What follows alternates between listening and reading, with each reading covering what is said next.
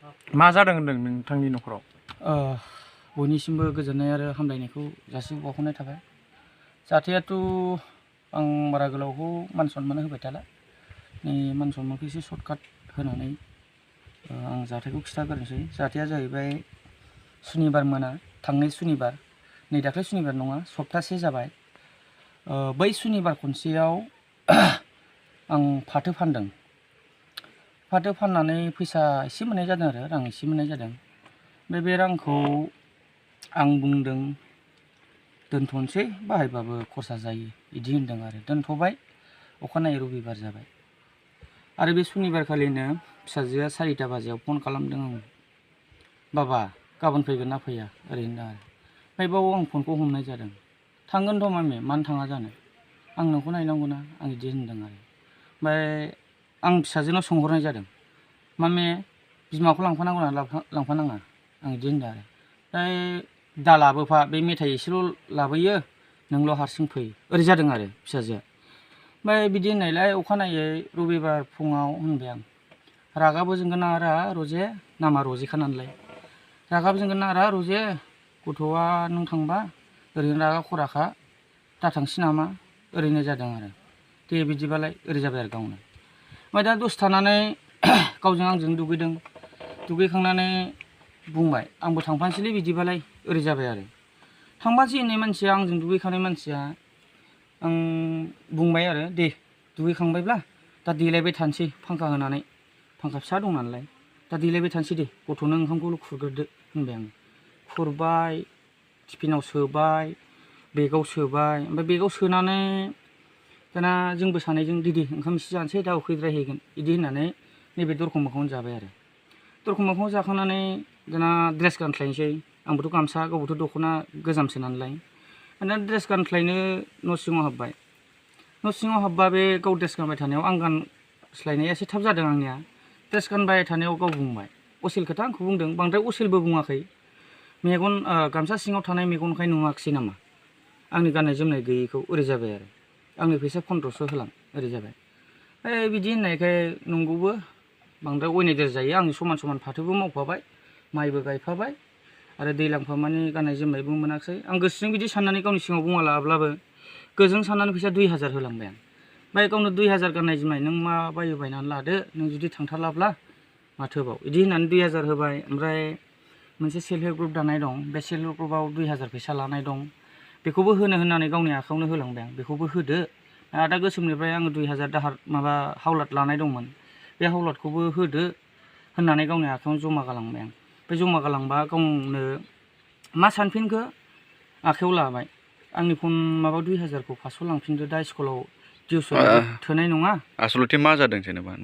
जानायाथ' सिगाङाव जेबो जायाखै, जों जेबो जायाखै। नोंनि बुरिया दा न'आव गैया नामा? दा न'आव गैया आंनि बुरिया। मा जाहोननि थाखाय खारदों होनना सानदों? आं दा सन्देहआव सानदों बुस्थुआ, थारमाने बियो बिमानि सालै जादों आरो। बिमाजों बेयो फन रायलायो, सोरजोंबा रायलायो, आं बेखौ बांद्राय एक्सेप्ट खालामा आरो।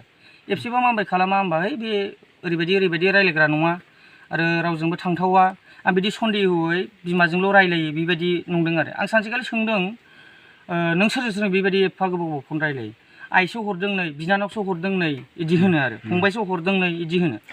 ओमफ्राय बिदि होननायाव आं बुङो आरो, बांद्राय बिदि गोबाव रायलायनाङालै। ओमफ्राय दाना फनाबोथ' रेकर्ड जाया नालाय, बे रेकर्डबो थाखाया। ओमफ्राय दाना बुंबाय आङो, हेद नों मानसिया बिराद माबालै होननानै। ओमफ्राय सानसेखालि लाउड होनानै रायलायहोदां। दाना बिमाया आंखौ बुंबाय आरो, बेफोरबायदि हौवाजों थाबाय थायो नामा, फैदो, बिदि होनदों आरो सानसेखालि आंखौ। ओमफ्राय बेखौबो आङो जेबो मोनाखै, बिनि गोसोआथ' बेबायदि नङा। बहानि नोंना बुरिया? आंना दा बुरिया नैबे दावराय गाबनाय एरिया, दावराय गाबनाय गामियानो। ओमफ्राय जों पस्ट अफिस खुंग्रिं गोलैयो, डिस्ट्रिक्टआ चिरां, बिटिआर आसाम, बेनो। दा मा सन्देह खालामदों? सोरबा खारफादों ना ओरैनो? सन्देहआ ओरैबायदि सन्देह खालामदों, थारमाने बुस्थुआ बै बुंनाय रावखौ लानानै जे बिमाजों बियो दंहैयो, फन खालामसेयावबो बिमाया मोजां खोथा रायलायहरा, आरो जे बिमानिनो बिदानि फिसाजो सासे दङ, बेनाव फन खालामनो आं थिनहरदों, बेखौ मा बुंदों बियो, ओइ बैथालि बाजारि, आंनाव मा बार बार फन खालामबाय थादों नोङो? गैयानो गैया होनखाबाय, मानो बार बार फन खालामबाय थादों नोङो? बिदि होननानैसो बे गावनि बिदानि फिसाजोखौ बेबायदि बुंहरबावबाय बे। गतिके आं सानबाय, होमब्लाथ' बाव दंहैयो बियो। ओमफ्राय दंहैयो नालाय दे दंहैयोब्ला दंहैथोंसै फन खालामबाबो आं फिर आंनि फनखौ हमा दाउला मा बिदि होननानै रायहरो आरो होमबाथ' दंहैमारो इदिसो होननानै रायहरो अहाय थायो बे बिमायालाय दा बिमानि थानायखौथ' आं मोनथिनाय हिसाबाव सिगाङाव गणेशगुरियाव थायोमोन दा गणेशगुरिनिफ्राय गैलानो मेघालय बर्डाराव थाहैयो आरो बे मेघालय बर्डारबाथ' बे सनापुर एरियासो गोग्लैगोन शिलं थांनाय लामा आं बेबायदि सन्देह सानदों आरो दा एक्सुवेलि बिमाजों दंहैथारो बियो दा मा खावलायहरगोन फैफिननो थाखाय आं दा खावलायहरनायाथ' फैफिनदों आं एक्सेप्ट खालामगोन रायजोआबो एक्सेप्ट खालामगोन जेबो नङा रागानि सक्तियाव थांफ्लांबाय माबा मोनसे रागानि सक्तियाव आंबो गावखौ गोफार गोसा बुंफ्लांबाय फै थाफै आं जेबो खालामा बुवा सोआ आं बेखौनो लुगैयो आरो खावलायनानै बुंनाय बायदि हिसाबै सिगाङाव बुंनाय बायदि हिसाबाव बे जोंहा जिथुनाखि बिब' आंनि हिन्जावनि बिब' बे सोंहरनायाव होनदोंनो रजेयाथ' नुवाखै नोंनि न'खौ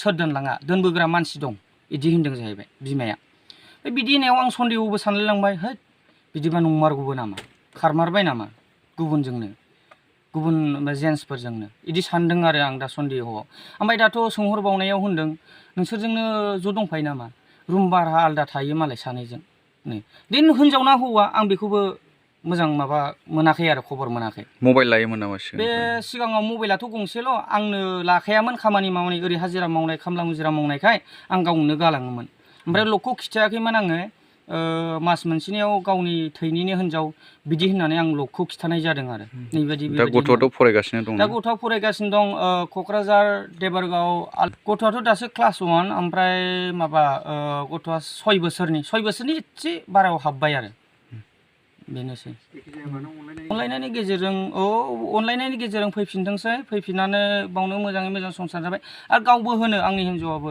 मोजांबाबो गाज्रिबाबो मोनबाय सेकेन्ड फिसाइजों मा संसार मोजां मोनजानो गुबुनखौनो नुगासिनो दं आं थैब्लाबो थांब्लाबो नोंखौनो नागारा होननानै बुङोबोबाय माजे खिन्थु मैया दाख्लैनि बिथोराव जे मा साननानै बेबायदि खालामलांखो बेबायदि सन्देह आं साननानै दं आरो